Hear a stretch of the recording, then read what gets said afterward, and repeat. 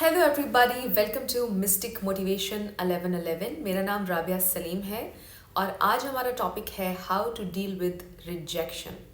अगर आपको कहीं से रिजेक्शन मिलती है तो आप इससे कैसे डील करेंगे, आज हम इसके ऊपर बात करेंगे। तो कुछ भी शुरू करने से पहले मेरी आप सबसे रिक्वेस्ट है कि चैनल को सब्सक्राइब कर लीजिए, वीडियो को लाइक ज़रूर देना है अगर पसंद आए, और हो सके तो शेयर भी कीजिएगा ताकि हमारा ये कंटेंट ज़्यादा से ज़्यादा लोगों तक पहुंच सके।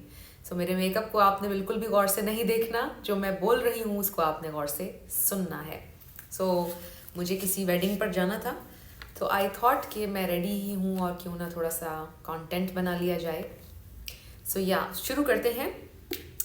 How to deal with rejection. सबसे पहले इसमें ये पॉइंट आपका समझना बहुत ज़्यादा ज़रूरी है कि ज़िंदगी में किसी भी चीज़ को या लोगों को मीनिंग हम खुद देते हैं। आपकी कहानी के राइटर आप खुद हैं। जो भी आप अपनी कहानी में किसी इंसान को किरदार देना चाहते हैं, किसी को लीड रोल देना चाहते हैं, किसी को विलन बनाना चाहते हैं, आप अपने बिहेवियर से, अपने एटीट्यूड से अपनी ज़िंदगी बनाते हैं और फिर आपकी सबकॉन्शियस थॉट्स इसमें सारा रोल प्ले करती हैं।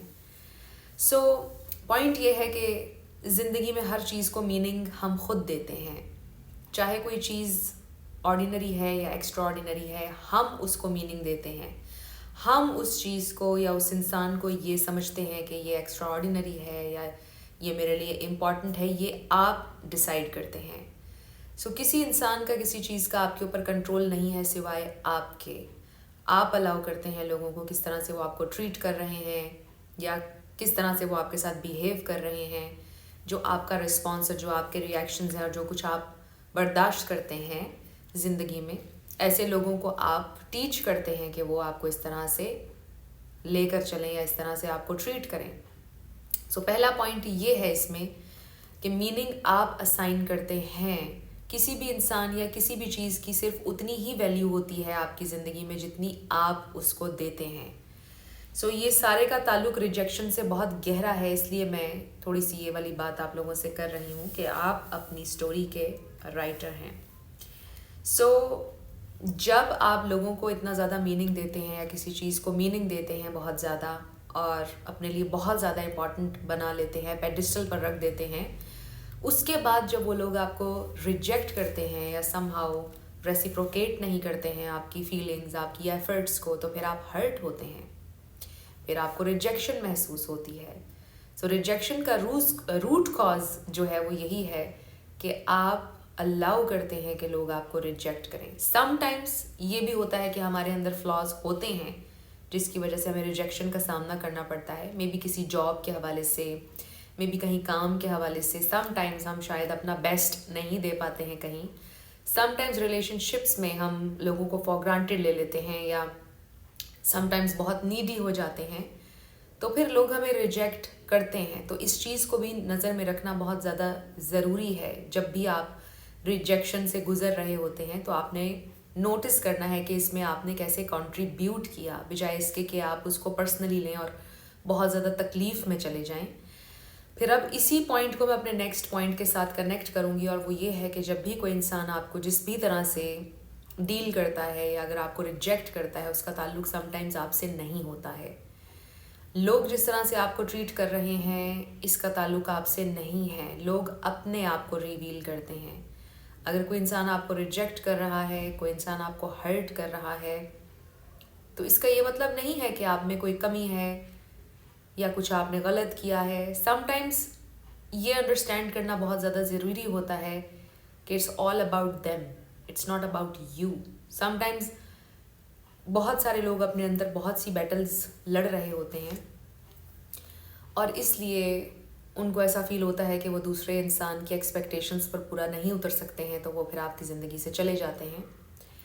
समटाइम्स लोगों के अपने अंदर बहुत सारे ट्रॉमास होते हैं, बहुत सारे ट्रिगर्स होते हैं, इस वजह से वो आपको हर्ट कर रहे होते हैं। और ऐसी सिचुएशन में ये समझना आपके लिए इम्पॉर्टेंट है कि it has nothing to do with you.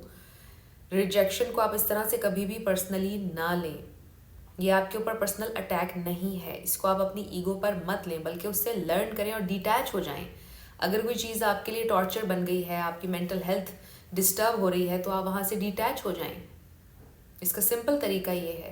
अगर कोई इंसान आपको रिजेक्ट कर रहा है, कहीं से आपको रिजेक्शन मिली है, अगर आप और ज़्यादा चेज़ करेंगे और आप ट्राई करेंगे कि उनसे बात करें और किसी भी तरह से आप उस जगह पर या उस इंसान की ज़िंदगी में एडजस्ट होने की अगर कोशिश करेंगे, तो आपको और ज़्यादा तकलीफ़ होगी और आपको बहुत 10 टाइम्स रिजेक्शन फील होगी।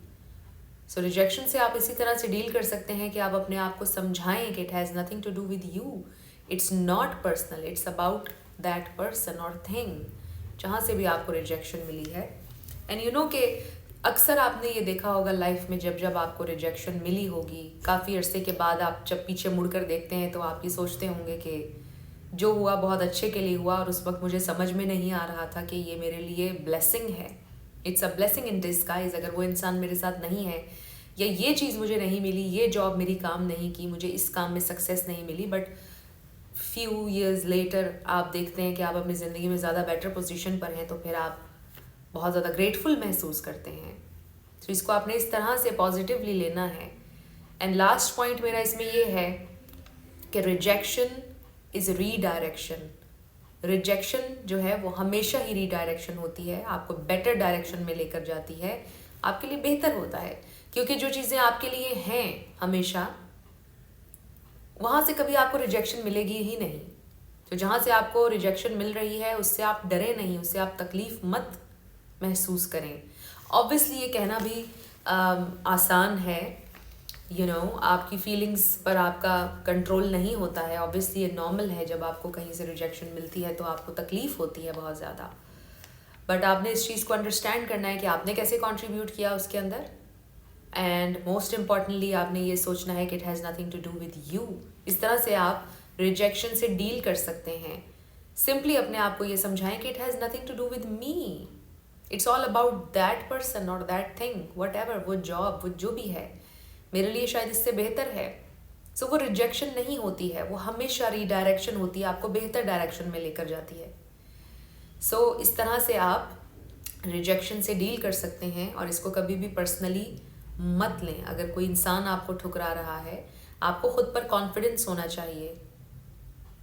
अगर कोई इंसान आपको अफोर्ड नहीं कर पा रहा, यू नो एक्सपेंसिव चीज़ें हर कोई अफोर्ड नहीं कर पाता है, गरीब लोग एक्सपेंसिव चीज़ें नहीं अफोर्ड कर पाते हैं, हाई वैल्यू इंसान हर इंसान अफोर्ड नहीं कर सकता है। तो अपने अंदर कॉन्फिडेंस रखिए और ईगो को साइड में करें इस सारी सिचुएशन में, क्योंकि जब आपको रिजेक्शन महसूस होती है कहीं से तो आपकी ईगो दरमियान में आती है और फिर आप और ज़्यादा हर्ट होते हैं टू अ पॉइंट के जहाँ पर आप क्रेजी होने लग जाते हैं, एकदम आपके दिमाग में चली जाती है ये बात कि किसी ने मुझे रिजेक्ट किया है। सो इस रिजेक्शन को हमेशा रीडायरेक्शन के तौर पर लें और समझें कि इसमें आपके लिए आगे कुछ और ज़्यादा बेहतर है। सो आई रियली होप कि ये वीडियो आप लोगों के लिए हेल्पफुल रहा। अगर रहा तो मुझे आपने कमेंट सेक्शन में बताना है और मैं मिलूंगी आपसे नेक्स्ट वीडियो में। Thank you so much for watching this video.